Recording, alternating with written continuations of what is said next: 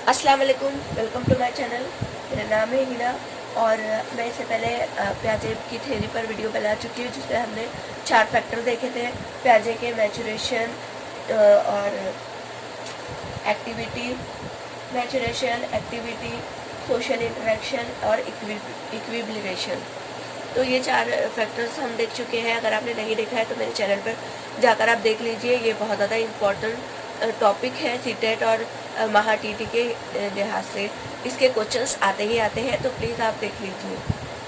आज हम डिस्कस जो करेंगे वो है प्याजे ने जो 4 स्टेजेस दिए हैं कॉग्निटिव डेवलपमेंट में। तो प्याजे के स्टेजेस देखेंगे हम। सबसे पहला जो स्टेज है वो है सेंसरी मोटर स्टेज। ठीक है, ये सबसे पहला स्टेज है जो कि बर्थ टू 2 ईयर तक इसका ड्यूरेशन रहता है। इसका वक्फा बर्थ से। इसे हिस्सी हरकत का मरहला, हिस्सी हरकत का मरहला कहते हैं। ठीक है, तो सेंसरी मोटर स्टेज में क्या होता है? सेंसरी मोटर स्टेज में बच्चे का जो सोचने का तरीका रहता है, जो बच्चा सोचता समझता है और जो लर्न करता है, वो सेंसरी जो ऑर्गन्स रहते हैं उसके ज़रिए, जैसे कि हाथ, आँख, इन सब के ज़रिए बच्चा क्या करता है, सीखता है, एक्वायर करता है सेंसेस ऑर्गन के ज़रिए। ज़बानी क्योंकि बच्चे को तब लैंग्वेज नहीं आती, उसे बात करना नहीं आती, तो ज़ुबान के ज़रिए नहीं बल्कि वो हरकत के ज़रिए सीखता है। तो यहाँ पर बच्चे के जो सेंसेस रहते हैं, तो वो सेंसेस क्या रहते हैं, टीचर का काम करते हैं। सेंसेस आर मोस्ट इम्पोर्टेंस और ये टीचर का काम करते हैं। उसके बाद यहाँ पर क्या होता है, रिफ्लेक्स एक्शन।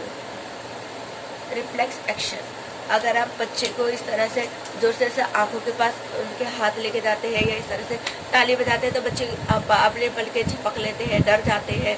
तो उन्हें ऐसा लगता है कि हमें मारा जा रहा है। बच्चे को हाथ लगाया जाए तो बच्चे डर जाते हैं। उनके चीख पर अगर हम हाथ लगाते हैं तो या बच्चे पल के झपकते हैं। तो ये सब क्या है, ये सब रिफ्लेक्स एक्शन है। ठीक है, इमिटेटिव बिहेवियर होता है बच्चों का। इमिटेटिव बिहेवियर होता है इस पीरियड में।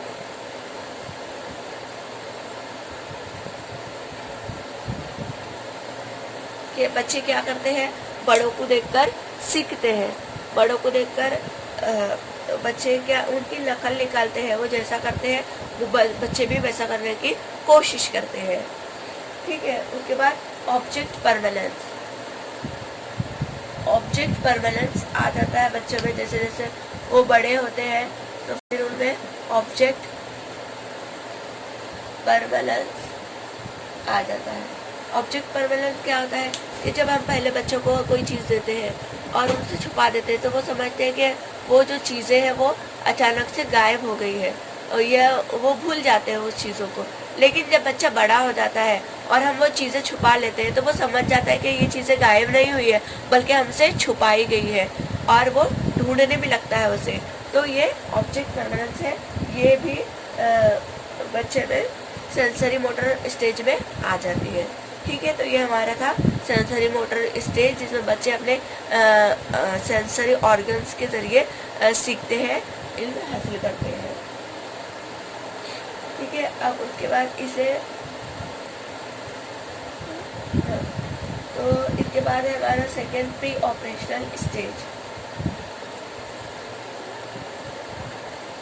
इसे इन्फेंसी भी कहते हैं। दूसरा है हमारा प्री ऑपरेशनल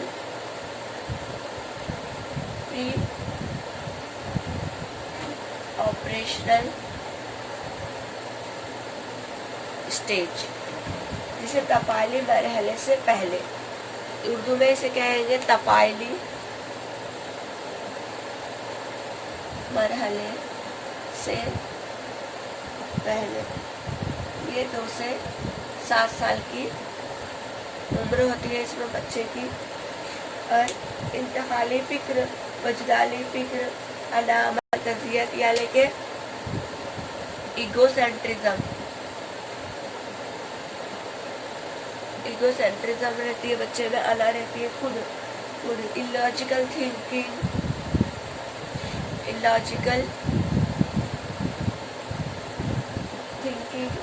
गैर मंतकी सोच से हम कहेंगे वो बच्चों की होती है। यहाँ पर प्री ऑपरेशनल स्टेज में बच्चे सोचते हैं कि चांद भी हमारे साथ चल रहा है, जब गाड़ी चल रही है तो उसके साथ साथ दरख्त भी हमारे साथ चल रहे हैं। ये सब इलॉजिकल थिंकिंग है। फिर crucial stage for language development, ये जो स्टेज रहता है वो लैंग्वेज सीखने के लिए बहुत ज़्यादा इम्पोर्टेंट रहता है। यहाँ पर मरकजियत रहती है, सेंट्रेशन, ये सारे पॉइंट्स याद रखना आप। हाँ, सेंट्रेशन, इलॉजिकल थिंकिंग, ईगोसेंट्रिज्म, और यहाँ पर ही कॉज एंड इफेक्ट भी आएगा। ये सारे पॉइंट्स आप लिख लीजिए, ये सब याद कर लीजिए। यहाँ पर ही कॉज एंड इफेक्ट, बच्चे खुद ब खुद कॉज और इफेक्ट लगाते हैं कि जैसे कपड़े धूप में जल्दी सूख जाते हैं, और गाड़ी तेज़ चलाने की वजह से हम जल्दी चले पहुंच जाएंगे। इस तरह से बच्चे अपनी खुद की सोच बनाते हैं। फिर और symbolic representation,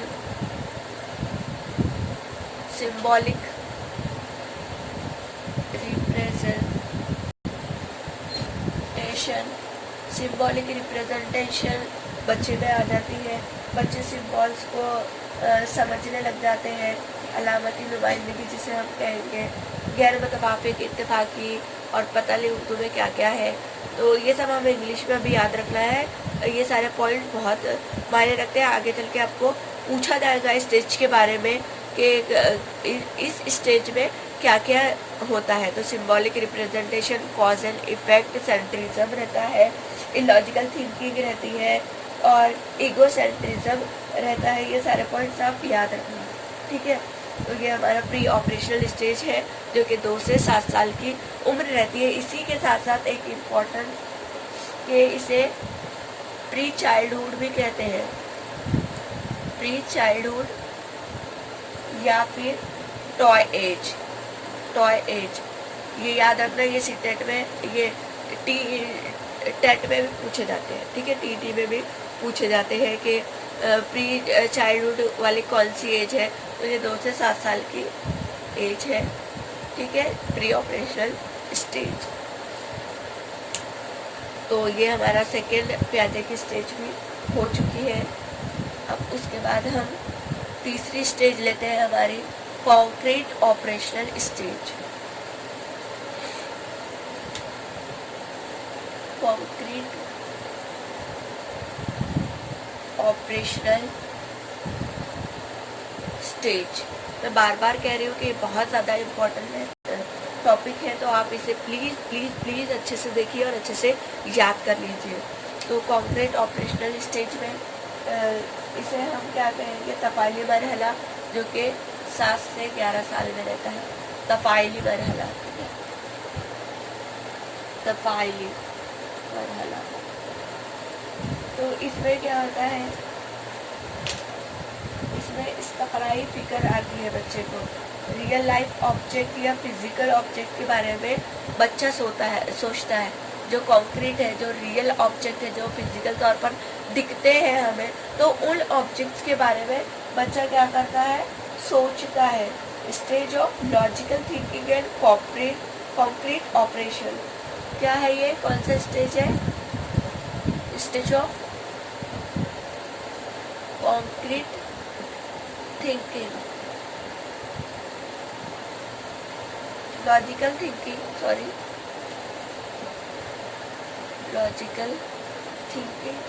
and concrete operation. ये जो बच्चा क्या करता है, लॉजिकल सोचने लग जाता है, और जो चीज़ें उसे रियल लाइफ ऑब्जेक्ट है, फिजिकल ऑब्जेक्ट है, उसे देखता है। इस प्रोसेस में बच्चे में रिवर्सिबिलिटी आ जाती है कि पानी किस तरह से बर्फ बनता है, बर्फ किस तरह से पानी बनता है। ये जो रिवर्सिबिलिटी है वो बच्चा समझने लग जाता है, सोचने लग जाता है। यहाँ पर ट्रांसिविटी आ जाती है, डेवलप हो जाती है, उबूरियत आ जाती है। ट्रांसिविटी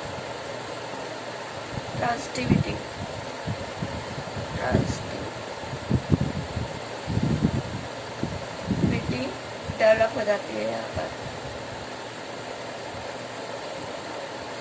ट्रांसिबिलिटी डेवलप हो जाती है और बच्चा यहाँ पर क्लासिफिकेशन करने लग जाता है, दर्जाबंदी। जो वेट है, वेट, साइज और शेप्स के हिसाब से अगर बच्चे को दर्जाबंदी करने के लिए कहा जाए तो वो इस उम्र में कॉन्क्रीट ऑपरेशनल स्टेज में कर पाएगा। यहाँ पर क्या है, रिवर्सिबिलिटी आ जाती है बच्चे में, बच्चा लॉजिकल थिंकिंग करने लगता है, कॉन्क्रीट ऑपरेशन करता है, रिवर्सिबिलिटी की आ जाती है, ट्रांसिबिलिटी यानी कि उबूरियत आ जाती है और क्लासिफिकेशन करने बच्चा लग जाता है।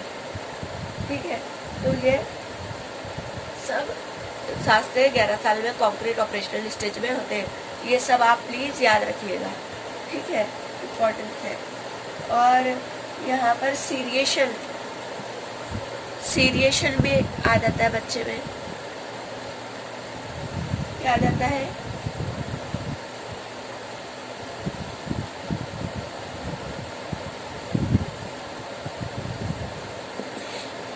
बच्चा सीरीज लगाता है, उतरती चढ़ती असेंडिंग डिसेंडिंग ऑर्डर बच्चा फॉलो करता है और उतरती चढ़ती या चढ़ती तरती पे सीरीज पे बच्चा लगा सकता है। यहाँ पर बच्चा कंजर्वेशन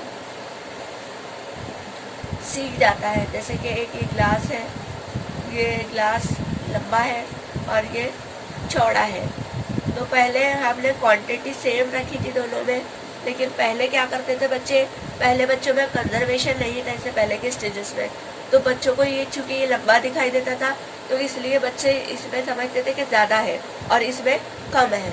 ठीक है, लेकिन अब बच्चे में कंजर्वेशन आ गया है, बच्चे को समझ में आ गया है कि इसमें भी इतने ml पानी आएगा, ये दोनों सेम है, मतलब क्वांटिटी दोनों की सेम है। तो ये कंजर्वेशन भी बच्चों में कॉन्क्रीट ऑपरेशनल स्टेज में आ जाता है। ठीक है, अब हमारा चौथा और आखिरी है फॉर्मल स्टेज।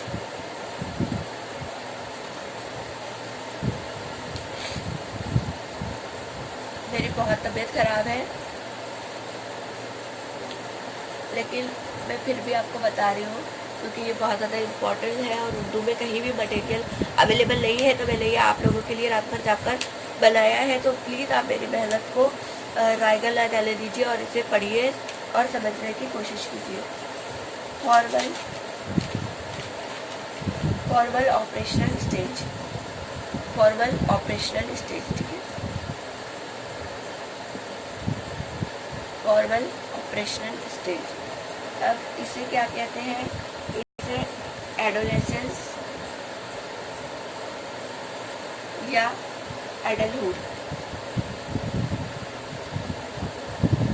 ये 11 से ऊपर के 11 साल के बाद फॉर्मल स्टेज क्रिएट हो जाती है बच्चे में। अब इसमें क्या आता है, in this stage child develops abstract thinking. ठीक है, क्या करता है बच्चा, एब्स्ट्रैक्ट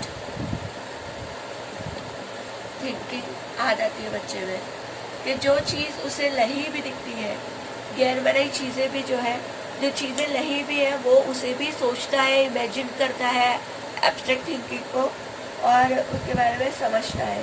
ठीक है, also known as gang age, इसे क्या कहते हैं, इसे गैंग एज भी कहा जाता है। फॉर्मल स्टेज को गैंग एज भी कहा जाता है। ये सवाल पूछा भी गया था कि गैंग एज कौन सी एज होती है, तो फॉर्मल स्टेज वाली 11 साल की एज होती है, जिसे गैंग एज भी कहते हैं। यहाँ पर बच्चे में ईगोसेंट्रिज्म आ जाता है बच्चे में। यहाँ पर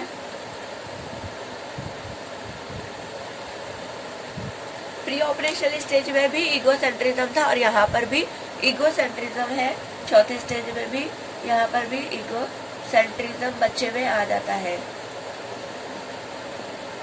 वापस से आ जाता है ईगोसेंट्रिज्म कि बस मेरी दुनिया मुझ पर शुरू होकर मुझ पर भी ही खत्म हो जाती है, जो दायरा है वो उसके ही इसमें घूमता रहता है, वो अपने आप को ज़्यादा इम्पोर्टेंस देता है। Hypothetico deductive reasoning, hypothetico deductive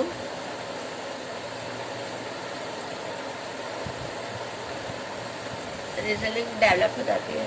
हाइपोथेटिको deductive reasoning यानी कि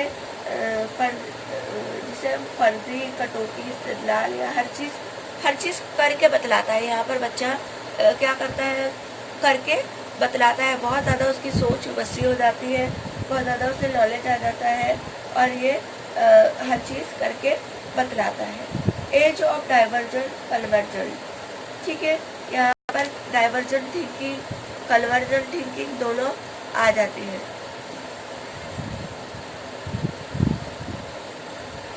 डाइवर्जेंट कन्वर्जेंट दोनों थिंकिंग आ जाती है और यहाँ पर जो बच्चा क्रिएटिविटी करने लग जाता है, क्रिएट करता है किसी भी चीज़ को, इंफॉर्मेशन को, और यहाँ पर बच्चे में कंट्रोल करने की, थिंकिंग को कंट्रोल करने की एबिलिटी भी यहीं पर बच्चे में डेवलप हो जाती है। तो ये हमने 4 स्टेजेस देखे हमारे प्याजे के। आई होप कि आपको अच्छे से समझ में आए हो और जो कुछ पॉइंट्स मैंने उसमें बताए हैं तो उसे आप अच्छे से याद कीजिए और मुझे अपनी खास दुआओं में शामिल रखिए। Thanks for watching this video. Allah हाफिज़।